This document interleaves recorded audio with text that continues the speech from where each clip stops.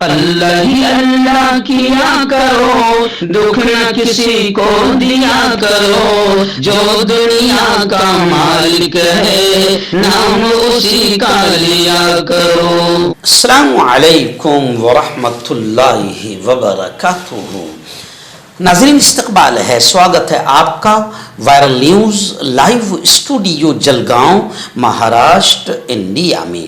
میں آپ کا میزبان مفتی محمد ہارون ندوی۔ آئیے ناظرین، بڑی خبر آ رہی ہے، جی ہاں، بھوپال سے ہمارے نمائندہ رپورٹر حافظ عبدالرشید صاحب اور مفتی نعیم باڑی نے بتایا کہ الحمدللہ بھوپال کا 4 روزہ 78واں عالمی تبلیغی اجتماع شروع ہو چکا ہے۔ اجتماع کا آغاز ہو چکا ہے اور 17 نومبر کو انشاءاللہ دعا ہوگی۔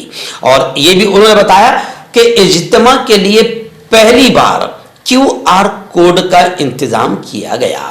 دعا کے آخری دن تقریباً 12 لاکھ جماعتوں کی آمد کا اندازہ بتایا جا رہا ہے۔ مدھیہ پردیش کی راجدھانی بھوپال کے اینٹ کھیڑی علاقے کے گھاسی پورہ میں 78واں عالمی تبلیغی اجتماع آج سے شروع ہو چکا ہے۔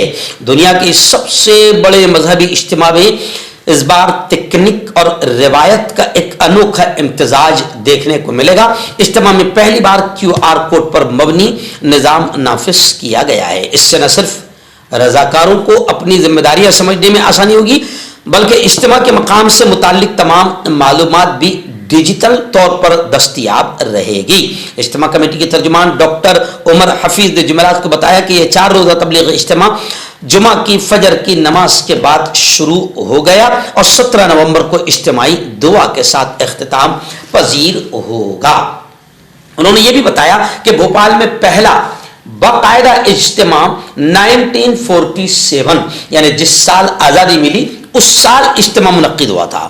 کورونا کے دور میں سال 2020 میں یہ اجتماع نہیں ہو سکا تھا، اس لیے 79 سال میں یہ 78واں اجتماع ہیں۔ اس میں پورے ہندوستان سے آنے والی جماعتیں اور بیرون ممالک سے انفرادی طور پر آنے والے مسلمان شہری بڑی تعداد میں شریک ہو گئے اور بتایا جا رہا ہے کہ دعا کے آخری دن تقریباً 12 لاکھ جماعتوں کی آمد کا اندازہ لگایا جا رہا ہے۔ ہم سب مل کر دعائیں کریں کہ اللہ رب العزت اس اجتماع کو بے انتہا کامیاب فرمائیں اور ہر شر سے، ہر فتنے سے اللہ اس اجتماع کی حفاظت فرمائیں اور اس اجتماع کو پوری انسانیت اور پوری امت کے لیے خیر کا، راحت کا، عافیت کا اور ہدایت کا ذریعہ بنائیں۔ آمین۔